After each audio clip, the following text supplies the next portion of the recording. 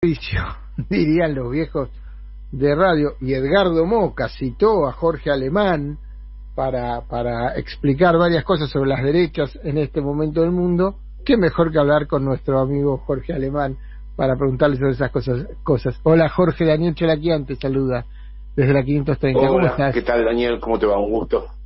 Un gusto como siempre. Jorge, voy a traer a cuento algo que dije yo, que me pasó a mí, que dije yo la semana pasada para hacerte una consulta para empezar esta charla. Vos sabés que, bueno, ayer me vacunaron. El jueves, mientras hablaba el presidente Alberto Fernández, pocos minutos después que habló el presidente que marcó las restricciones serias y los controles que iban a aumentar y tal, me llega la información de que me iban a vacunar este fin de semana. Y me pasó algo muy muy potente, ¿no? Porque sentí que efectivamente había un Estado que estaba cuidando mi vida. Yo sabía que si pasan 15 días y no me contagio, es casi imposible que me muera por el COVID este año, digamos. A ese punto sentí que la idea de la amenaza de la muerte era tan patente, ¿no? Y empecé a pensar en y me acordé de las charlas nuestras sobre Agamben y la biopolítica y el biopoder, y usé una paráfrasis, dije, acá hay un Estado que lo que busca es vigilar y vacunar. Y empecé a pensar en cómo el poder sobre nuestro cuerpo, o el ejercicio del Estado con sus dispositivos, también tiene una faceta más rara en este momento, una faceta que por ahí podríamos repensar. ¿Me explico lo que quiero decirte como tema para pensar?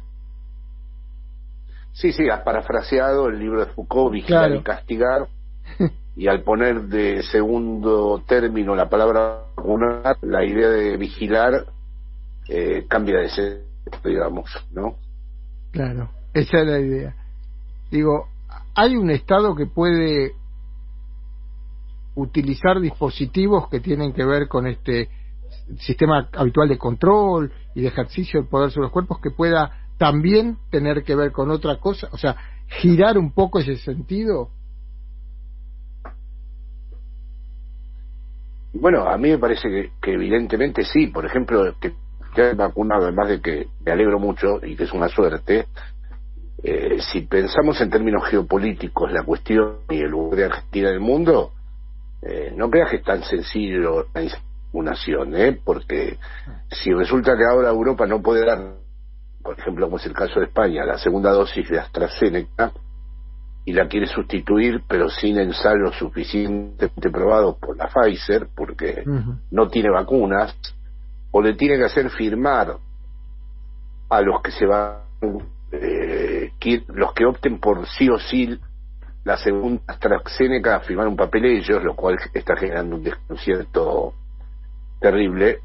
Es decir, si tenemos en cuenta el camino accidentado que ha tenido la lógica colectiva de la vacunación, la verdad es el Estado argentino en ese punto no ignoro el desastre que hay en este momento en Argentina, pero creo que se ha alineado claramente en algo que ya no puede ser pensado en los términos de la biopolítica Foucaultiana gambeniana del control de las vidas. Claro. Porque una cosa es controlar las vidas para verdaderamente mantenerte todo el tiempo al servicio de la explotación, y otra cosa es tratar de salvarte.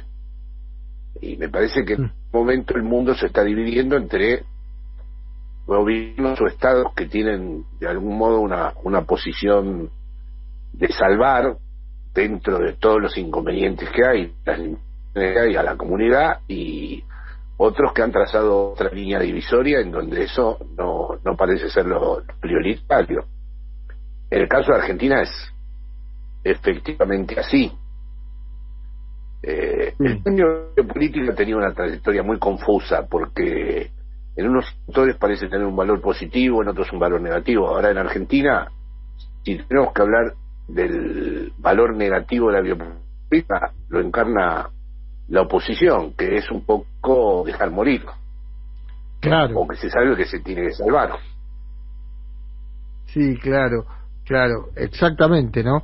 Ahora, cuando esa negación de hacer, en todo caso, esa negación de hacer, se pone en juego como práctica política, es en definitiva un ejercicio sobre esos cuerpos que están destinados a la muerte, los cuerpos que diría groseramente no merecen ser vividos para una derecha, ¿no? Y bueno, también sí, es decir, no quiero ser muy pesado con insistir en este tema, pero la tentación de negacionismo que hay en el aparato mediático argentino es apabullante, es muy llamativa. Creo que no conozco otros medios en el mundo que hayan logrado concentrar. Otra cosa es los guiños negacionistas que haga la propia derecha, ¿no? Sí. Pero el aparato mediático argentino es dejar morir, porque, a ver, o son descerebrados y son gente que no entiende verdaderamente el desastre que se ha producido en el mundo, esto es verdaderamente un infierno, o en el fondo subyace una ideología malthusiana darwinista de decir, bueno, que se de morir, primero privilegiemos el negocio y chao, ¿no? Claro, ahí no, la idea, y solo para justamente pensar en esto de lo darwiniano en el presente, la idea de lo darwiniano trasladado a una sociedad desigual, injusta, donde hay algunos que tienen todo y tienen muchas herramientas para salvarse y otros que no tienen nada y carecen de esas herramientas. Digo, la idea de Darwin está completamente desnaturalizada, valga la redundancia, pero sin embargo tiene un sentido. Digo, poner a Darwin, y nosotros lo usamos claramente desde un lugar que sabemos cuál es, pero digo, la idea de que, bueno, algunos se pueden salvar y otros no, sobreviven los mejores o no, eso es, Darwin no lo puso en una sociedad capitalista. Digo, pero sin embargo la derecha lo usa. No, claro, no, es una injusticia con Darwin. Utilizamos metafóricamente esa expresión. Por eso, sé cómo lo usamos, pero digo... Sí, estoy de acuerdo con vos. Estamos utilizando esa expresión para designar si el gobierno argentino se propone por fin restricciones más duras, que para mí tendrían que ser todavía más a nivel de incidencia que hay, y una señora dice por televisión, agradece que no te quemamos la rosada, ¿a qué está respondiendo?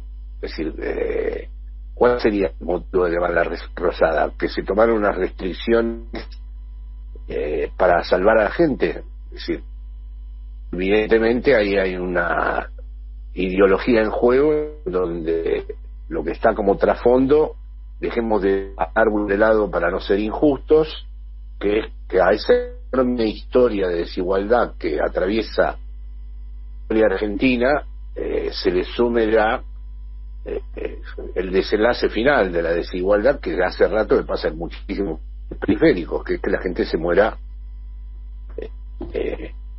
en dimensiones ya masivas, ¿no? Claro.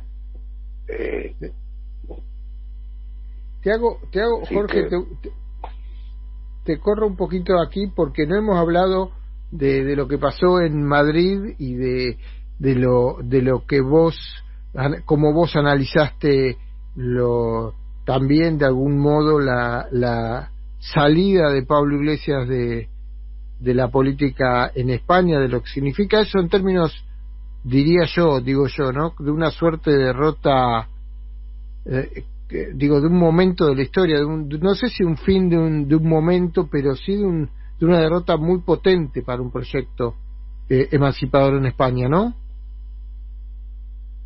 Bueno, sí, hay una especie de meridiano de la derecha que se está empezando a trazar desde Madrid, porque ya vi rápidamente que la derecha argentina tomó lo de comunismo y libertad. Es verdad que en el caso de Pablo no sé si se retira de la política, sí definitivamente de los cargos políticos. Después en qué lugar se va a situar él es ya otra cuestión, pero evidentemente, por ejemplo, en el caso de Pablo, no en el caso de Más Madrid, las consignas fascismo o democracia no pasarán, no interpelaban, mientras que esta derecha, como le decía yo, ultraderechizada, no planteó otra cosa que formas de vida. A los madrileños nos gusta tomar cerveza, encontrarnos con los amigos, y si tenemos ganas de ir a una discoteca vamos, y si no nos queremos encontrar con la ex, no nos encontramos porque es una ciudad grande y todo el mundo, el universo entero quiere ser madrileño, y además otros queremos ir a hoteles y otros queremos ir a cine. Bueno, evidentemente no había cerveza, berberechos, en fin, no había nada de lo que podría ser la articulación política clásica en el discurso, sino una promesa de satisfacción inmediata que le hacía el guiño a una ciudad hostelera y turística, en donde los argumentos de la izquierda eran todo un rodeo por el argumento mismo, valga la redundancia, por las razones. Es un poco como comentó en su día Freud, ¿no?, que a pesar de su pesimismo era un ilustrado. La voz de la razón habla en voz baja, pero al final se termina escuchando, ¿no? Sí. Bueno, la izquierda confió en la voz de la razón, digamos, ¿no? Si esto sigue así, si las cosas no se controlan, si no existe una responsabilidad social, esto se va a ir a la ruina. Pero ese discurso no prosperó. La derecha aquí fue muy hábil porque sí se valió de las medidas del gobierno nacional, que es la coalición progresista, se ha valido de las vacunas, de la manera en que la coalición sí se preocupó de la pandemia y sí la tomó como su problema mayor, ¿no? Y sí. En cambio la derecha no la tomó como el problema mayor, sino que hizo una defensa de la vida inmediata, podríamos decir, de usufructuar el goce de lo que es inmediato. Entonces, siempre, por suerte, quedan las tradiciones de la izquierda, algunos las escucharon. Yo personalmente, por una cuestión de lealtad, finalmente voté a Pablo, pero es verdad que la izquierda va a tener que revisar muchas categorías, porque, por ejemplo, Pablo hablaba del ciclo industrial rojo, los barrios periféricos, digamos, ¿no? Sí, así, sí. Getafe, Alcorcón, bueno, como se diría allá, Matanza, Avellaneda, confiando en que los sectores obreros seguían defendiendo sus intereses objetivos, pero eso, como vos y yo hemos hablado muchas veces, ha eclosionado. Esos intereses objetivos no están ya más siendo tan objetivos como todavía a veces piensa la izquierda. Se han difuminado, se han fragmentado, se han dispersado, y resulta que, bueno, hubo la ingrata sorpresa de que tanto inmigrantes como barrios populares votaron a la derecha. Sí, ahora vos hablabas, y creo que lo hemos hablado varias veces, pero digo, esta experiencia madridista de la cerveza, el goce inmediato, el no poder ver más allá de ese goce inmediato, digo, ahí incluso podríamos hablar de la dimensión del tiempo, ¿no? Pero digo, todo eso me parece que también se reproduce, por supuesto que en Buenos Aires, pero en Córdoba, o seguramente se puede estar reproduciendo en algunos lugares de México, muchos de Estados Unidos, digo. Sí, y después de manera micropolítica ya está empezando a haber estallidos de muchachas y muchachos que de golpe se juntan 500 en el País Vasco ayer, en Barcelona, y que ya está. En mi barrio ya cada rato, en mi barrio terminó la pandemia, claro. De golpe aparecen como conglomerados de pibas y pibes con los botellones. Es decir, esa es la otra cuestión que capitalizó la derecha, el anhelo de que la pandemia termine, como si eso fuera una decisión que se pudiera tomar de un modo mágico casi, ¿no? Sí. Entonces esto también estuvo operando, y luego el cansancio de la izquierda de tener que estar contraargumentando cosas que no son verdaderas, pero como ya hemos hablado también vos y yo, hay una serie de dispositivos que reproducen cualquier cosa y la izquierda se tiene que dedicar a desmontar. Por empezar, ya hay un ángulo totalmente loco, que es que a pesar de los miles de muertos, la gente sigue negando la enfermedad. Que eso ya es una novedad histórica, porque ya, ¿qué tiene de pasar? Para que haya, entre los negadores hay médicos, profesionales, etcétera, etcétera, que sigue argumentando que esto fue una falacia que... Y luego la derecha que ha tomado esto, volviendo a tu vigilar y vacunar, como una vigilancia, y es como los rebeldes, ellos como la libertad que se opone a la vigilancia restrictiva del lado totalitario, y ellos del lado de la libertad pasada por el libre mercado, ¿no? Sí, ahí también me parece que juega, es mi impresión, y te repito, es algo que me pasó muy fuerte cuando yo tomé conciencia de qué me pasaba a mí cuando recibí la información de que me iba a vacunar.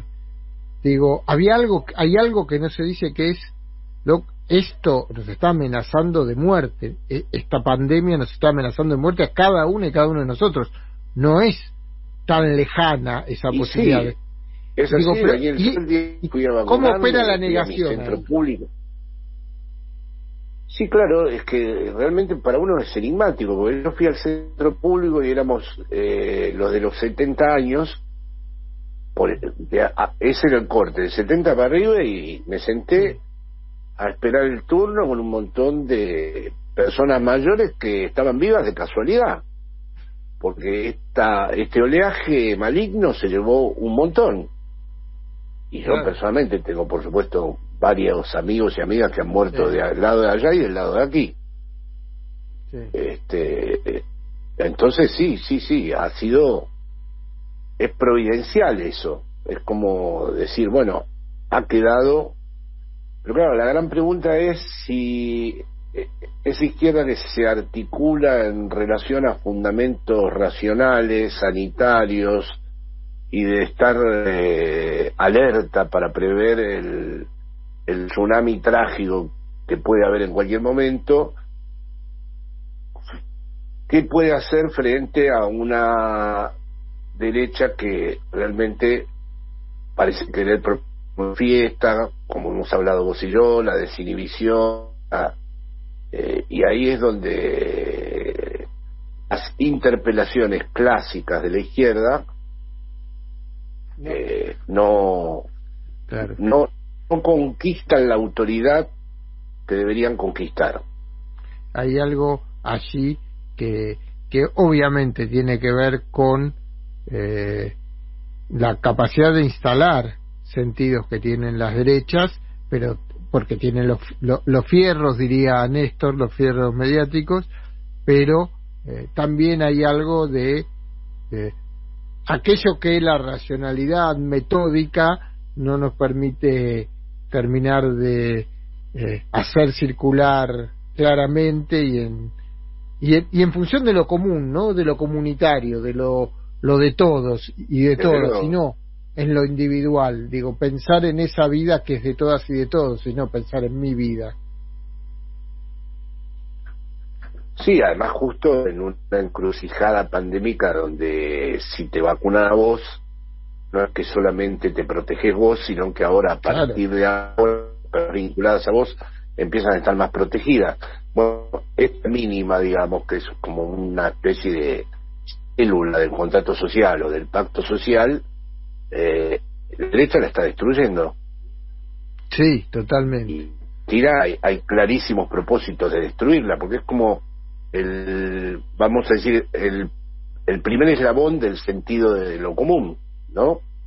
La idea de que verdaderamente no solo está tu suerte en juego, sino la suerte de los otros. Es muy elemental el principio, pero es como el principio básico a través del cual podríamos pensar en un por lo común. Y este es el núcleo que están tocando. Porque fíjate, sí, claro. Estados Unidos tuvo que, para vacunar a la gente, premiarla dándole con patatas, como dicen aquí. Sí. En estados te daban $100, en los otros organizaban una rifa, unos cuantos miles de dólares, todo para promover la vacuna. Ese es el efecto Trump, ¿no? Y bueno, hay Sí. una especie de Trump generalizado en las nuevas derechas. Una gran exportación de eso. Sí, sí, claro. Eso es muy impresionante también cómo circulan esas derechas globales, cómo adaptan, cómo tienen una lógica global y expresiones nacionales que son muy rápidamente adaptables, ¿no? También. Muy adaptables. En 2 días ya habían firmado un manifiesto junto la ultraderecha aquí con la Argentina, con Juntos por el Cambio y todo eso. En 2 días ya escuché en la televisión argentina una funcionaria, no me acuerdo cómo se llama, proponer como consigna comunismo libertad. Claro. ¿Qué es comunismo? La vacuna de Te dieron a vos. O sea, comunismo es simplemente estado en medio de no es ni tocar el capital Estado ni proponer nada que verdaderamente toque alguno de los puntos claves del capital. Ahora, bueno, siempre tenemos la idea de que algo con todo esto, yo empiezo a ver algunas señales interesantes, además de las buenas noticias de Latinoamérica, como por ejemplo en Chile. Sí. O por ejemplo lo que vamos a ver que sucede en Colombia. Hay también señales éticas que todavía no tienen una traducción política, pero hay muchas voces en el mundo que dicen, bueno, esto así no puede continuar. Esta no es, o sea, hay por fin una discusión de qué es la vida, cuál es la vida que puede ser sostenible y qué quiere decir vivir con otros. Y cómo es la responsabilidad de una vida con otros, ¿no? Y qué tipo de gobernabilidad debe tener una vida que sea responsable de los otros. Todo eso es como si comenzara un debate nuevo con respecto a estos puntos, ¿no? Sí, sí, claro que sí. Bueno, Y Jorge, si no se da ese debate, sí. No, pensé que habías terminado, perdóname. No, si no se da ese debate estamos perdidos, porque Claro. Esta orientación de mundialización de las derechas, con prescindir de cualquier tipo de cuidado social en nombre del mercado, ya sabemos vos y yo y en qué termina, ¿no? Sí, claro que sí. Te agradezco mucho esta charla, este largo rato que nos dedicaste, como siempre, Jorge. Es un Bueno, placer. muchísimas gracias a ustedes, como siempre. Te mando un abrazo. Vale, gracias. Hasta pronto. Hablábamos con Jorge Alemán. Él es psicoanalista, ensayista, escritor, poeta y un amigo de la casa.